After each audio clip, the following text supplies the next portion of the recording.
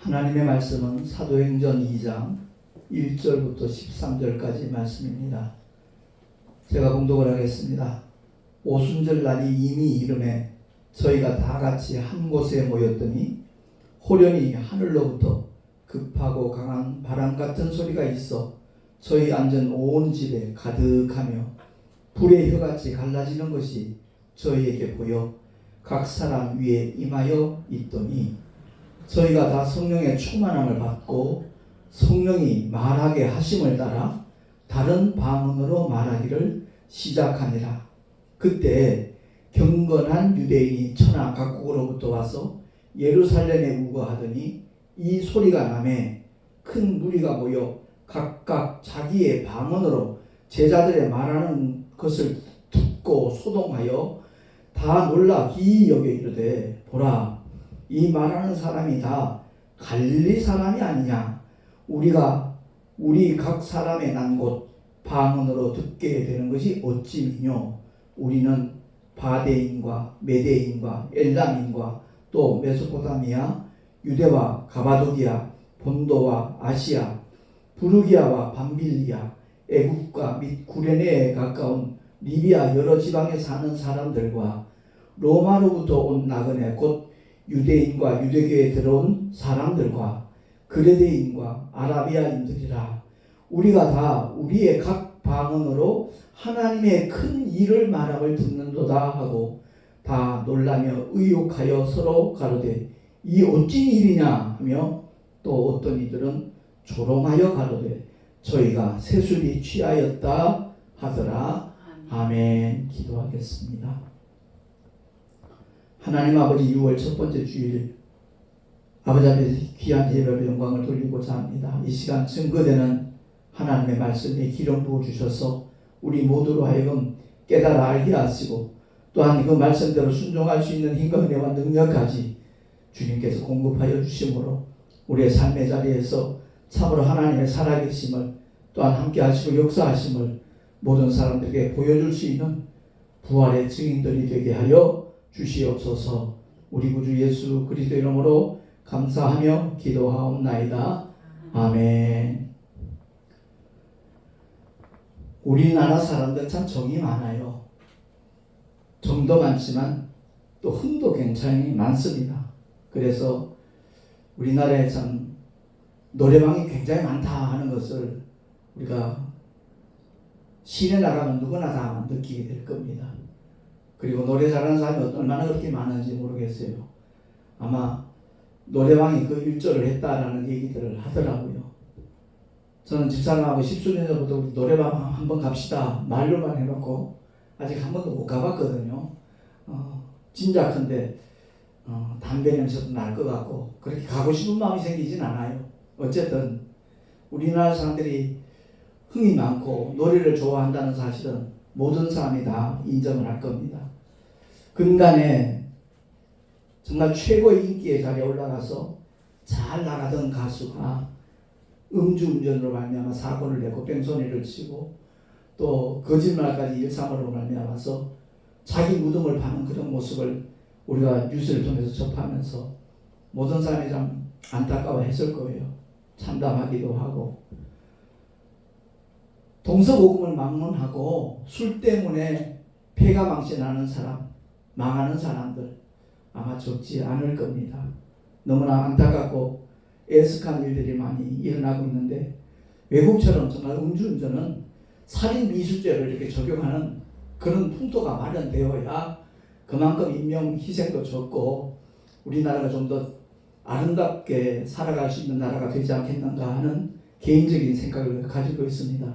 어쨌든 오늘 본문의 말씀은 제가 말씀의 제목을 세술이 취하였다라는 제목을 붙여봤는데 성경에는요 이 세계를 창조하신 하나님의 뜻과 그리고 하나님께서 이 세계 속에 크게 역사하신 사건들이 이렇게 소개되고 있습니다. 그 중에 대표적인 것이 창세기 1장 28절 말씀인데 우리 한번 합독을 하도록 하겠습니다. 시작. 하나님이 그들에게 복을 주시며 그들에게 이르시되 생육하고 번성하여 땅에 충만하라. 땅을 정복하라. 바다의 고기와 공중의 새와 땅에 움직이는 모든 생물을 다스리라 하시니라. 아멘. 하나님께서 남자와 여자를 창조하시고 난 다음에 그들에게 주신 복의 내용이죠. 오늘날 우리나라의 큰 문제가 바로 인구 절감이거든요. 자녀들을 낳지 않기 때문에 상당히 심각한 문제에 우리가 당면에 있는데, 어쨌든 하나님께서는 남자와 여자를 창조하시고 난 다음에 이 땅에 충만하라 그랬어요. 정복하라 그랬어요. 그리고 다스리라 그렇게 말씀을 하셨어요. 근데 창세기 9장 1절에 노아 사건 이후에 하나님께서 다시 한번 강조를 합니다. 한 번 더 합독을 하겠습니다. 시작. 하나님이 노아와 그 아들들에게 복을 주시며 이르시되 생육하고 번성하여 땅에 충만하라. 아멘. 창세기 1장의 말씀과 대동소이한 하나님의 말씀이 이렇게 선포되고 있잖아요. 근데 하나님의 뜻과 거역하는 그런 인간의 뜻이 규합이 되니까 창세기 11장 4절과 11장 9절에 보면 우리 한번 천천히 한번 합독을 하겠습니다. 시작.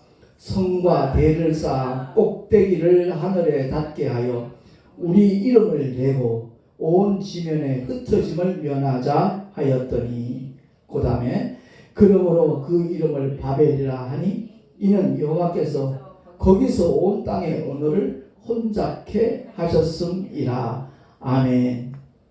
아마 최초의 인본주의가 여기에 소개되고 있지 않나 싶습니다. 성과대를 높이 쌓아가지고 하늘에 닿을 정도로 쌓자. 그래서 우리 이름을 내자. 우리 이름을 낼 뿐만 아니라 온 지면에 흩어짐을 면하자. 하나님은 온 땅에 충만하라. 그리고 정복하라. 다스리라 말씀을 하셨는데, 인본주의는 흩어짐을 면하자 그렇게 말하고 있는 겁니다.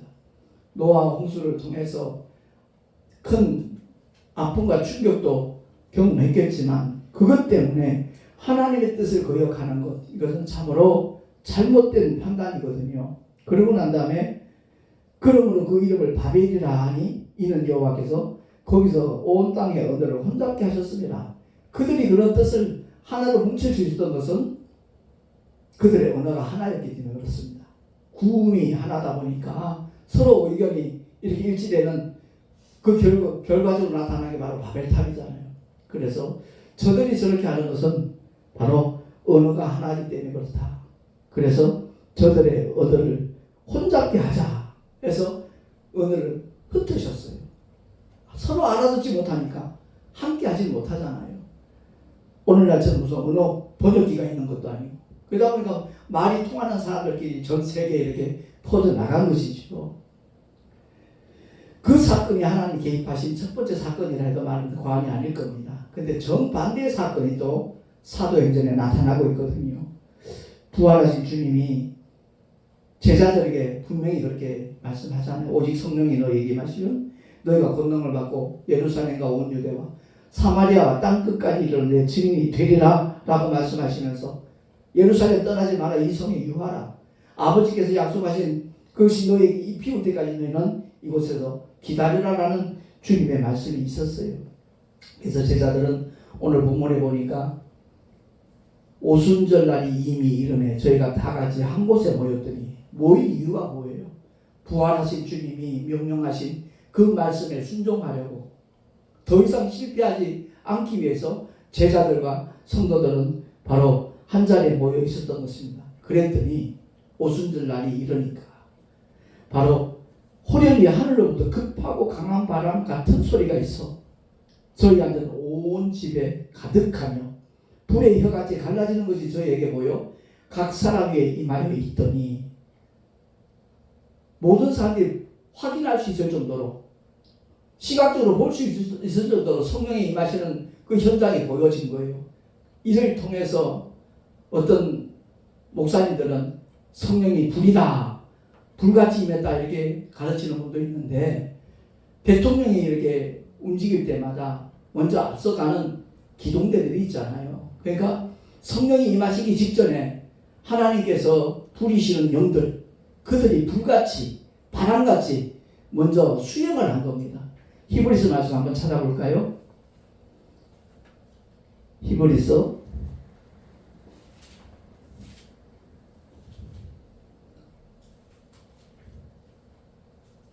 1장 7절에 한 목소리를 한번 합독하겠습니다. 시작.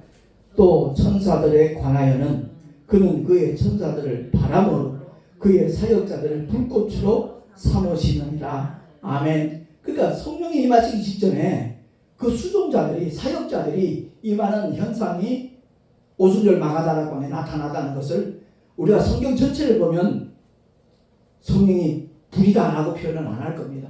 물론 하나님은 소멸하시는 불이심에 틀림이 없어요. 그러나 성령이 그와 같은 역사로 이렇게 임하였을 때 제자들은 아마 깜짝 놀랐을. 그리고 난 다음에 성령의 충만함을 받고 난 다음에 성령께서 말하게 하심을 따라 그들이 각기 다른 방언으로 말하였다라고 오늘 본문은 우리에게 말씀하고 있거든요. 그래서 저희가 다 성령의 충만함을 받고 성령이 말하게 하심을 따라 다른 방언으로 말하기를 시작하니라 라고 오늘 사도행전에 우리에게 증언하고 있습니다. 이 말씀을 우리가 한번 깊이 생각해 봐야 돼요. 그 자리에 모여있던 사람들은 분명히 갈릴리 사람들이에요.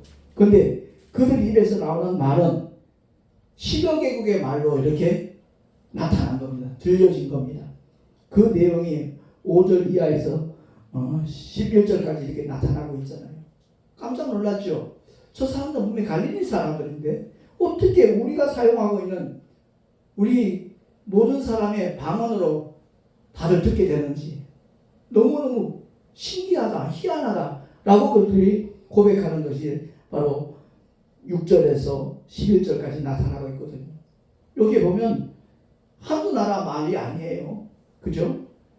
바데인, 메데인, 엘라민, 메소포타미아, 유대, 가바도기아, 본도, 아시아, 부르기아, 밤빌리아, 애국가 및 구레네에 가까운 리비아 여러 지방에 사는 사람들, 로마로부터 온 나그네, 곧 유대인과 유대교에 들어온 사람들, 그레데인, 아라비아인들, 우리가 다 우리의 각 방언으로 하나님의 큰 일을 말함을 듣는다.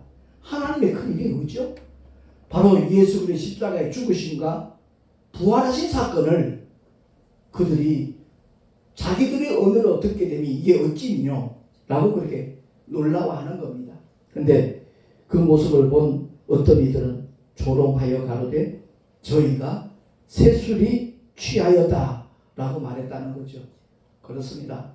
예수를 믿고 구원받은 하나님의 사람들은 전부 다 성령의 새술에 취해야 될 줄로 믿습니다.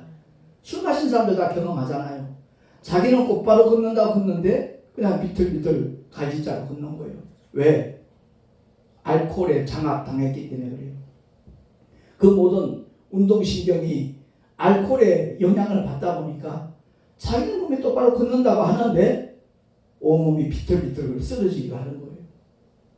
새술에 취하면 내 욕망, 내 생각, 내 계획, 내 목적대로가 아니라 하나님의 뜻대로 하나님의 영광을 위해서 하나님이 맡겨주신 사명을 감당하는 대로 쓰임받는 놀라운 은혜의 역사가 분명히 일어나게 되는 줄로 믿습니다.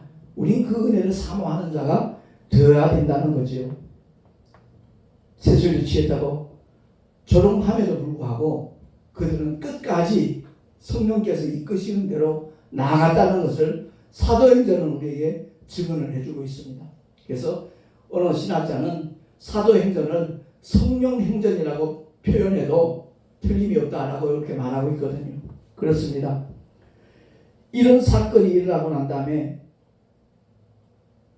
베드로와 요한을 통해서 하나님은 큰 기사와 이적을 보여줬잖아요. 태어나면서부터 안전병이 된 자, 성전 미문에서 구걸하고 있었어요. 한 푼 주시오. 어제부터 굶었습니다. 배고파 죽겠습니다. 좀 도와주세요. 그러고 있는 그 거린에게 베드로와 요한이 음과 내게 없지만 내게 있는 곧 나사렛 예수 이름으로 일어나 걸으라고 명령했을 때 그는 벌떡 일어나 성전 안에서 걷기도 하고 뛰기도 하고 하나님께 영광을 돌린 줄로 믿습니다. 그 현장을 본 모든 사람들이 다 복음을 전하기 시작하는 거죠. 예수 이름은 권세 있는 이름이라는 것을. 사람들은 죄 있다 못 박아 죽였지만 하나님이 다시 살리셨다.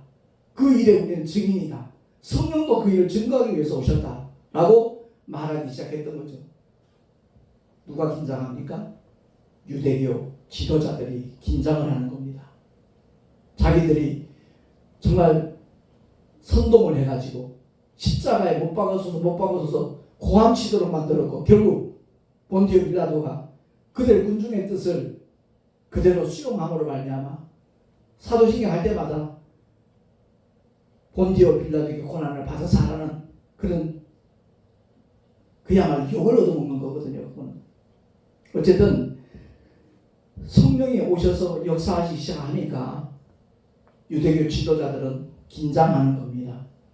자기들의 교세가 위축될 것이다라는 생각도 들었을 것이고, 자기의 기득권을 어쩌면 잃어버릴 수 있다라는 위협을 느꼈는지도 모르죠. 그래서 그들은 사도행전 4장에서 6장까지 예수 그리스도를 믿는 성도들과 사도들을 협박하기 시작합니다. 핍박을 하기 시작하죠. 그래서 그럼에도 불구하고 그들은 위축되지 않아요. 심지어 감옥에 가뒀는데 그들이 밖에 나와서 복음을 외치고 있거든요. 그 모습을 보고 깜짝 놀라서 보고를 하는 겁니다.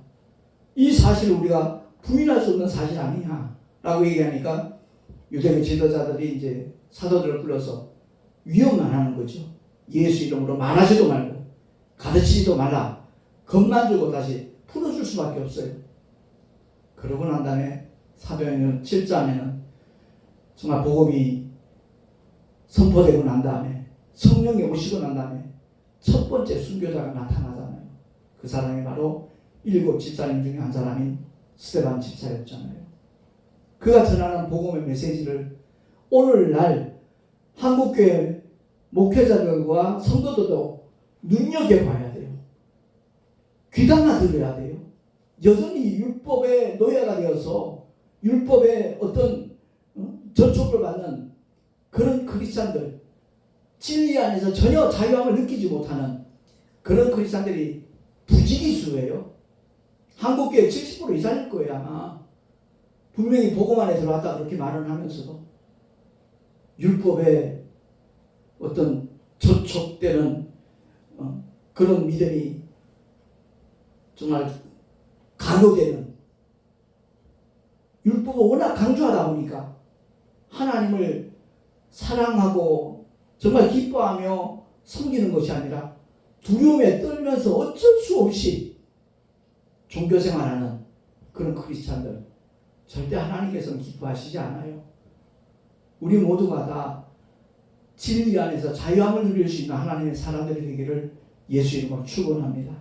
그러니까 그들은 유대교라고 하는 종교에 찌들어져 있었던 거예요. 모세가 만난 하나님은 성부 하나님을 그들은 생각했던 겁니다. 시내산 가시나무 뜰기에서 만난 그 하나님은 하나님이 아니다라고 스데반이 설교를 하니까 특별한 천사다, 하나님의 사자다 이렇게 말하니까 그들이 부히 여기며 어찌할 줄을 몰라요. 이를 가리면서 돌을 던지기 시작하니까 그 주변에 있는 군중들이 그 군중 심리라는 게 있거든요. 누군가 한 사람이 앞장서서 행동을 취하면 덩달아서 따라하는 그런 군중 심리, 그것 때문에 결국 스데반 집사는 돌에 맞아서 첫 번째 순교자가 되고 말이죠. 그 현장에 있었던 사람 중에 대표적인 인물이 바로 청년 사울이었거든요. 스데반이 돌에 맞아 죽는 것 당연하다, 마땅하다 가편에 섰던 사울이라는 청년. 근데 하나님의 역사는 거기서 끝나는 게 아니라는 거죠. 결국 율법을 누구보다도 철두철미하게 지키면서 강조했던 사울이라는 청년을 다메섹 도상에서 주님이 만나가지고 그를 꼬꾸라뜨리고 그를 완전히 변화되도록 180도 방향을 선회시켜서 그가 핍박하던 예수, 그 복음을 전하는 일에 하나밖에 없는 생명까지도 아낌없이 하나님 앞에 헌신하는 사도 바울이라는 인물이 탄생하도록 하나님은 역사하신 줄로 믿습니다. 사도행전 8장 1절 한번 우리 다 같이 합독을 하겠습니다. 시작. 사울이 그의 죽임 당함을 마땅히 여기더라. 그날에 예루살렘에 있는 교회에 큰 핍박이 나서 사도 외에는 다 유대와 사마리아 모든 땅으로 흩어지니라. 아멘. 그렇습니다. 구원이 하나일 때 인본주의가 규합되니까 바벨탑을 쌓았어요. 절대 우리 흩어지지 말자. 근데 하나님께서 그들의 언어를 혼잡게 하셨고요. 그러고 난 다음에 하나님의 뜻인 예수 그리스도 이 땅에 오셔서 구원의 길을 다 완성하고 난 다음에 하나님께서는 약속하신 진리의 영 보혜사 성령을 보내주셔서 하나님께서 이 세상에 인생들을 위하여 행하신 그 큰 일을, 하나님의 큰 일을, 십자가의 죽음과 부활의 사건을 각기 다른 방언으로 전 세계에 전파될 수 있도록 하나님은 섭리하셨다 하는 것이 바로 오늘 본문의 핵심인 겁니다. 우리 모두가 다 21세기를 살아가고 있으면서 주님 오실 때 가까웠다 말들을 하면서도 하나님께서 우리에게 명령하신 그 사명을, 복음 전파의 사명은 너무나 등한히 하고 있지 않는가 하는 것을 우리 모두 한번 돌아봤으면 참 좋겠습니다. 그리고 오늘 이 스데반 집사님의 순교의 사건이 있고 난 다음에도 예루살렘에서 많은 크리스찬들이 흩어지기 시작했지만 사도들은 여전히 거기에 머물러 있었다는 것을 성경은 우리에게 말씀하고 있습니다. 어떤 면에서 하나님의 뜻대로 잘 움직이는 사람들이 어쩌면 성도인 것 같아요. 사도들은 자기 지식, 자기의 경험, 그것이 너무 강하게 자리 잡고 있다 보니까 정말 하나님께서 그 예루살렘에 큰 핍박이 일어나도록 한 것은 흩어져서 복음을 전하라고 하나님 역사하신 건데 그들은 여전히 예루살렘에 있었다는 것을 성경은 우리에게 증언을 하고 있습니다.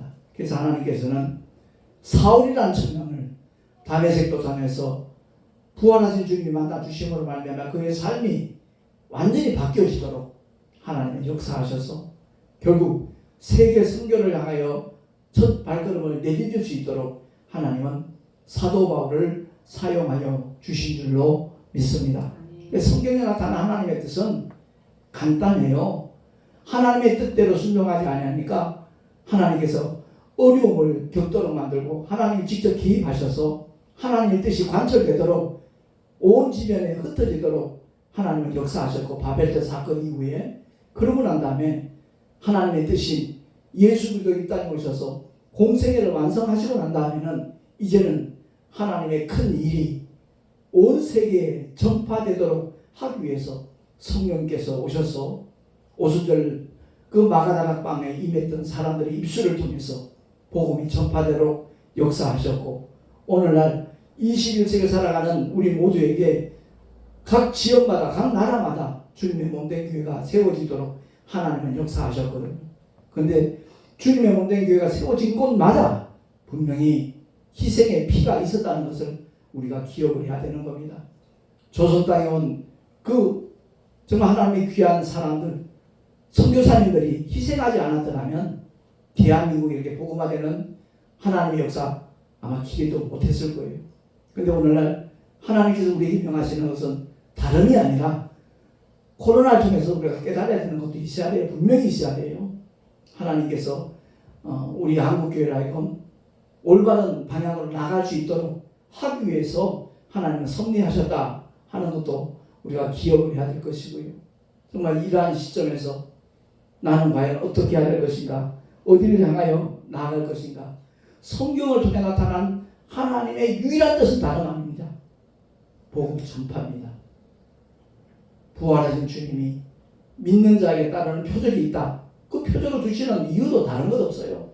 이론이 아니라는 거죠. 하나의 지식이 아니라는 거죠. 우리의 믿음은 실제라는 것을 성령 하나님께서 역사하심으로 말미암아 누구도 부인하지 못하도록 하나님은 일하고 계신데 오늘날 우리들은 거기에 대해서 너무 무관심한 것도 있고 전혀 깨닫지 못하는 부분도 있고 알더라도 그냥 이론적으로 지식으로만 알고 성령의 이끄심을 따라서 나가는 믿음의 사람들이 그리 많지 않다는 사실, 우리 한국교회가 다시 한번 깊이 생각을 해야 될 문제고, 정말 통해 자복하면서 성령께서 이끄시는 대로 맡겨주신 사명 감당하겠다라고 고백하는 믿음의 사람들이 늘어나면 늘어날 만큼 세계 복음화는 앞당겨지는 줄로 믿습니다. 분명한 것, 복음 전파는 나를 향하신 하나님의 명령이라는 것, 내게 맡겨주신 가장 위대한 사명이라는 것, 우리 모두가 인지를 하고 정말 세술에 취했다 조롱을 하는 사람들이 있다 할지라도 그것 때문에 주눅들지 말고 망설이지 말고 중단 포기하지 말고 오직 하나님께서 맡겨주신 그 사명 감당하기 위해 표대를 향하여 달려가는 우리 모두가 될 수 있기를 예수 이름으로 축원합니다. 아울러 제가 한 가지 기도 부탁드릴 것은, 제가 이제 총회장 연임하면서 내일 모레 이틀 동안 있는 교육부주 안에 우리 합동통신총회 목회자 부부 영성 세미나가 있는데, 첫 개회를 통해서 정말 모든 사람들에게 도전이 될 수 있는 그런 메시지가 나눠질 수 있도록 기도해 주시면 좋겠고요. 또 네 분의 강사 목사님들이 세워져 있는데 시간마다 주님이 역사하시는 그런 은혜의 시간이 될 수 있도록 중보기도 해주시기를 간절히 부탁을 드립니다. 아무쪼록 우리 모두가 세술에 취해서 성령이 이끄시는 대로 오직 성령을 쫓아 행하는 하나님의 사람으로 우리 모두 살아갈 수 있기를 예수 이름으로 축원합니다. 기도하겠습니다. 하나님 아버지 감사합니다. 오늘 본문의 말씀을 통해서 성령이 임하시고 난 다음에 나타난 그 모든 역사들 가운데 가장 특이한 것은 하나님의 큰 일을 각기 다른 방언으로 말할 수 있도록 성령께서 오순절 마가다락방에 모여있던 120문도의 입술을 통해서 역사하셨다는 것, 우리 기억하게 하시고 또한 깨닫게 하시고 정말 나를 향하신 하나님의 뜻이 무엇인가 바로 알고 복음 전파에 동참하며 앞장서는 우리 모두가 다 되게 하여 주시옵소서. 우리 구주 예수 그리스도 이름으로 감사하며 기도하옵나이다. 아멘. 교회 소식 주보를 참고하시기 바랍니다. 지난주에 합동통신총회 그 단합대회 지난주에 영성수양관에서 1박 2일간 잘 마쳤고요. 같은 장소에서 총회 교육부 주관 목회자 부부 영성 세미나가 내일 모레 이틀간 개최가 됩니다. 위에서 기도해 주시면 대단히 감사하겠고, 택시전도와 총회장의 사명 감당 위해서 중보기도를 다시 한번 부탁을 드리겠습니다. 드린 예물을 위하여 잠시 기도하고 축도로 예배를 마치도록 하겠습니다. 하나님 아버지 감사합니다. 11조와 헌물을 주님 앞에 드렸습니다. 우리 모두가 다 하나님의 뜻대로 움직이는 믿음의 주인공 되게 해주시고 주님 앞에 드린 이 예물을 통해서 더 많은 영혼들이 구원받을 수 있는 하나님의 역사가 나타나지도록 주님께서 긍휼과 은혜로 인도하여 주시옵소서. 드린 손길들마다 복되게 하시고 하늘의 귀한 상급으로 쌓여질 뿐만 아니라 이 예물이 쓰여질 때 주님이 함께 하시는 역사가 나타나게 하여 주시옵소서. 우리 구주 예수 그리스도 이름으로 감사하며 간절히 축복하며 기도하옵나이다. 아멘. 이제는 우리 주 예수 그리스도의 크신 은혜와 하나님 아버지의 영원하신 사랑하심과 보혜사 성령 하나님의 내주교통 인도하심과 축복하심이 오늘 주의 말씀을 듣고 세술이 취하였다 조롱한다 할지라도 끝까지 성령을 쫓아 행하리라 결단한 하나님의 사람들 머리 위에 그 가정과 자녀들과 경영하는 모든 일들과 또한 주께서 피로 값주고 세우신 주님의 모든 교회들 위에 내일부터 이틀간 이루어지는 교육부 주관 목회자 부부 영성 세미나회 지금으로부터 영원토록 함께 있을지어다. 아멘.